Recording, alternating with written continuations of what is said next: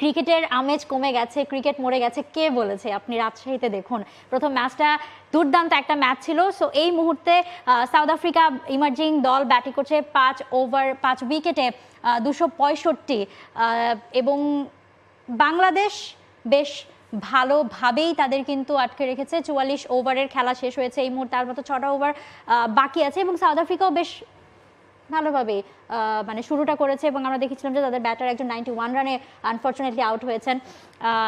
তবে বাংলাদেশ যতক্ষণ খেলা দেখেছি, এবং উইকেটের পেছন থেকেও বাংলাদেশ ফিল্ডিংয়েও দেখলাম যে বেশ মানে একটা পজিটিভ ভাইব আছে তাদের মধ্যে, মানে এনার্জেটিক রয়েছে তারা এই মুহূর্তে। আর দর্শকদেরও দেখছিলাম আমরা রাজশাহীতে, আমরা প্রথম ম্যাচেও দেখেছি বেশ ভালো দর্শকের সমাগম ছিল। টানা সপ্তমবারের মতো বেস্ট টিস্যু পেপার ব্র্যান্ড হিসেবে স্বীকৃতি পেয়েছে বসুন্ধরা টিস্যু। সো রাজশাহীতে ক্রিকেট ব্যাক করবে এরকম একটা আভাস আমরা পাচ্ছি, এবং সেই সাথে ইমার্জিং দলের আজকের পরিস্থিতিটা কি মনে করছেন? আজকের পরিস্থিতি অবশ্য আগের দিন 300 পার করেও কিন্তু বাংলাদেশ দারুণভাবে চেস করেছে। যে তোফায়েলের ব্যাটে বা রাকিবুলের গল্পে আমি একটু পরে যাচ্ছি, তোফায়েল কিন্তু ইনজুরিতে পড়েছেন, ওই ম্যাচে ফিল্ডিং করতে গিয়ে চোটে পড়েন, কিন্তু তারপরে দারুণভাবে ব্যাটিংটা করেন, ম্যাচ জিতিয়েছেন বটে, কিন্তু তার জায়গায় আবার রিজওয়ানকে, যিনি সবশেষে ঢাকা লিগে দারুণ করছেন। এই ইমার্জিং দলটা নিয়ে একটুখানি বলতে চাই, ওই আকবর আর রাকিবুল ছাড়া সবাই একদম তরুণ, যারা এই ঢাকা লিগে ভালো করেছেন, বা আন্ডার-19 পর্যায় থেকে ইমার্জিং দল, মানে আন্ডার-19 দল থেকে তো জাতীয় দলে আসার যে সময়টা, ওই সময়টাতে আপনি খুব বেশি ম্যাচ পান না বাংলাদেশের ক্রিকেটাররা।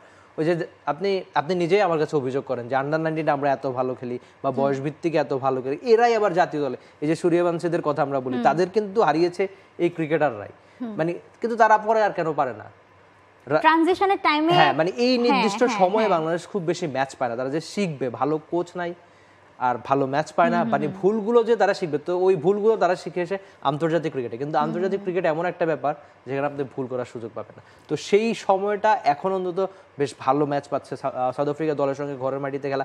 আর রাজশাহীর উইকেটটা দারুণ, ব্যাটিং ফ্রেন্ডলি, মাঠটা যদি একটুখানি ছোট আমার মনে হচ্ছে, কিন্তু উইকেটটা নিয়ে কোনো অভিযোগ অন্তত কারো থাকার কথা না। বিশেষ করে ব্যাটারদের আগে যে আমরা দেখেছিলাম যে আকবরের কথা বলছিলাম, আকবর নিজের দারুণ একটা নক খেলেছিলেন। তোফায়েলের কথা কেন বারবার বলছি, খুব বেশি যদি সব ঠিকঠাকভাবে যায়, আমার মনে হয় 2026 টি-20 বিশ্বকাপে খেলতেও পারেন তিনি। ঢাকা লিগে একটা ম্যাচে যে দারুণ ব্যাটিংটা করেছেন, তাসকিন একটা ম্যাচে 100-র বেশি রান দিয়েছিলেন, তো তাসকিনের মতো বোলারকে যেভাবে তিনি বেধড়ক পিটুনি দিয়েছেন, আমার মনে হয় যে হয়তো সময় কথা বলবে, কিন্তু 2026 টি-20 বিশ্বকাপ যদি তোফায়েল খেলে ফেলেন একটু অবাক হবো না।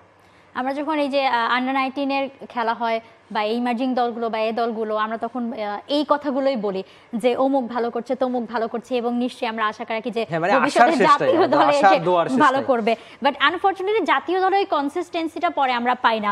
বাট হ্যাঁ, এই যে এমিল যেটা বলছিলেন যে ট্রানজিশন পিরিয়ডে একটা যে ম্যাচ খেলার অভিজ্ঞতা, যেটা ভারতের বলুন অন্যান্য দেশের ক্রিকেটাররা পেয়ে থাকেন, আমাদের ক্রিকেটারদের ক্ষেত্রে সেই সুযোগটা কমে যায়। বাট এই যে এই উইন্ডোটা দেখুন, ইমার্জিং দল খেলছে, এ দল খেলছে, বাংলাদেশ মেয়েরা খেলছে, এমন ব্যস্ততায় আদতে ক্রিকেটে দরকার একদম, এবং বাংলাদেশের জাতীয় দলও কিন্তু ফ্লাই করেছে খেলার জন্য। সো পুরো দমে প্রত্যেকটা পর্যায়ের বয়স ভিত্তিক থেকে শুরু করে আমরা প্রত্যেকটা সেক্টরে যে ক্রিকেট ব্যস্ততাটা রয়েছে, এটাই বোধ করি যে বাংলাদেশের ক্রিকেটকে আসলে আমরা যে জায়গায় দেখতে চাই সেই জায়গায় নিয়ে যাওয়ারই একটা পরিক্রমা। For more updates, subscribe to our YouTube channel and click on the bell icon. Follow us on Facebook and Instagram. Download T-Sports app to enjoy exciting games and highlights. Visit tsports.com.